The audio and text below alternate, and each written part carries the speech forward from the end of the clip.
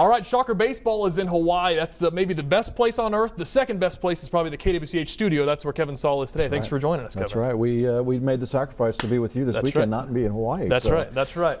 Everybody would make that decision, I'd say, given the circumstances, everything like that. Let's start with Shocker basketball. Obviously, it's the talk of the town. 8,000 plus in the arena last night. Yeah. It's been building towards this for quite some time. This is kind of what it feels like has been waiting to happen.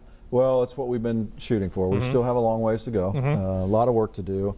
But yesterday represented our third consecutive highest crowd of the year. And I think all credit goes to Paul and our players and our staff. At the end of the day, the city of Wichita will demand that we get bigger when we get better, and we've been talking about that a lot, and it's happening. We've won 9 out of the last 12 and 7 out of the last 9, and the team has improved. And it's a grind every night. Any team can beat any team in our league, but we're happy to string several together. Yeah, building block is a big word in this stuff. One other word that stuck out from the messaging that you guys have had is meaningful basketball. I think that's what everybody's really been striving for. And as you said, every single night is something that you got to watch, not even just the Shockers, everywhere else. The American Conference race is very much in play. Yeah, make no mistake. The goal is championships, league championships, regular season, postseason, NCAA tournaments. We want to get to the second weekend of the NCAA tournament. At the end of the day, the building block is we got to play meaningful basketball late in the season. We preseason picked 5th, and we're sitting at 2nd, standalone in 2nd right now, hunting down the league title regular season. And most importantly, we got to get a top 2 seed.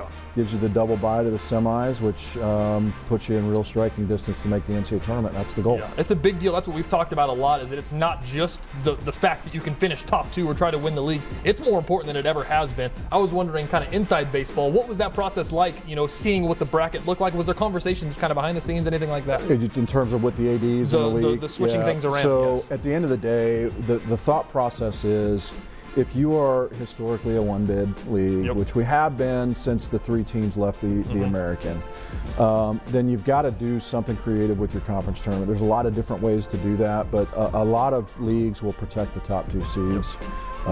And so the top 4, 3 and 4 get a bye into the quarters, and then 1 and 2 get a bye into the semis. And the idea is that if you've got 2 teams that are pretty high in the net, that you're protecting them because they're going to play high net teams. Whereas if you had the 1 play the 9 right away, it would certainly hurt the 1 or the 2. At the end of the day, so you're trying to protect it. It'll make for some great basketball. It is a long tournament, and so to set yourself up where you're only playing 3 or 2 games is certainly an advantage. It's true. It makes the regular season a lot of fun as well. It's a really big deal down this final stretch. The attendance numbers, I want to talk about that. That's something that I know that the entire athletic staff has been working towards with the different deals and everything that's happened there. 8,000 plus, as I said. How big of a deal it is to try to fill that place? Well, it's huge for so many different reasons. Number 1, it's a competitive edge for our basketball programs. Number 2, it's a community event, right? We want Shocker Nation and Wichita to be a part of some really special days in Wichita. There is no chicken and egg because at the end of the day, you have to invest to expect those types of results.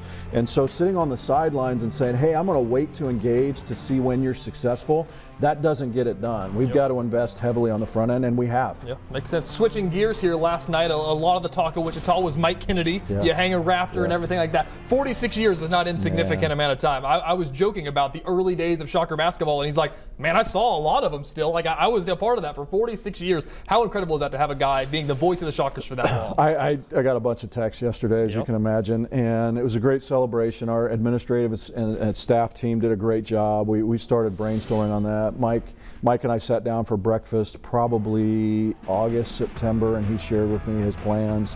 And from that moment on, as a staff, we've been trying to figure out what yesterday was going to look like, and it came together really well. But none of it happens without Mike's 46 years, and Mike's an unbelievable broadcaster. The history and tradition, he is Wichita State basketball. Wichita State basketball is Mike Kennedy, but at the end of the day, he's a much better person than he is a broadcaster, so it was fun to celebrate him. He's ready. He explained he's ready, but it was great to see the tear rolling down his cheek yesterday. We did a decal on the floor. Originally, Mike thought that was going to be a 1-game deal, and we said, no, Mike, that's going to be there forever on the floor. And then obviously the banner and the rafters and some really nice things. So that's the least we could do because he's been in the hearts and mind of Shocker Nation for 46 years, and he will be in the hearts and minds of Shocker Nation forever. Let's talk a little state of the Wichita State, if you will. Yeah. Success is great, as the way the NCAA is right now. The worry always is, if you want to think about it that way, of what comes next after this, because Sure. the poaching and everything like that happens and everything like that. Is Wichita State in a place where they can retain success? Is that kind of what you're building towards? Well, at the end of the day, for us to be successful in this current environment, again, the 8,000 to 10,000 in Koch Arena is critical. And so we can kind of answer that. Shocker Nation and us as an administration, we can answer that question ourselves. If we will put 8,000 to 10,000 in Charles Koch Arena, we will be much more successful. I will tell you that our roster resources number has grown significantly since Wichita State kind of took the first year off of that, and that's hurt a little bit. But we got here after that first year, and we've hit the accelerator pretty hard. We'll have another significant jump next year, and we will be in a spot next year where we feel like we should absolutely be expecting conference championships. So. Yeah, one thing you said, I believe it was last year in the letter to the AD, is that you don't have to have the nicest house in the neighborhood, but you need to live on the street. That's right. Are the moving trucks here, per se? Well, I would tell you that we are in the neighborhood now when it looks at when we look at roster resources for men's basketball. Part of it's hard, TJ, because there's not a lot of transparency in that space, but you have conversations with people that you trust, and you get some data from your league. Do you feel good? I feel pretty good right now. Next year, I'll feel very good about where we are in terms of what that looks like. So, but not only that, but in baseball, softball, women's basketball, but men's basketball is so critical to us financially. It is the engine that fuels what we do, and so is baseball. So it's critical that we're successful in both men's basketball and baseball. Just kind of talking about the story that we just ran on KWCH tonight about, potentially the state coming into play with Wichita State, KU, and K-State. Very preliminary, Just kind of talk a little bit about what that could provide for Wichita State. Well, at the end of the day, and you've seen the economic studies that the 3 Division I institutions did in the state of Kansas. There's $1.6 billion of economic impact in the state of Kansas from those 3 Division I athletics programs, Wichita State, Kansas State, and Kansas. And I think it's really important, we think collectively, it's very important for the state of Kansas economically to make sure that we remain competitive, because the last thing you want is to look up 3 years down the road and that $1.55 billion of economic impact to the state is now $1.1 billion.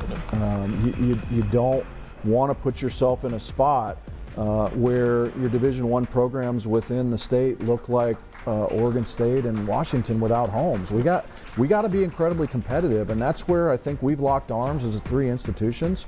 We're having conversations all over the place. At the end of the day, it's going to take a diverse solution, and we're certainly talking to anybody and everybody that will listen to help us with that challenge. There you go, Kevin. Thanks. Thank you very much.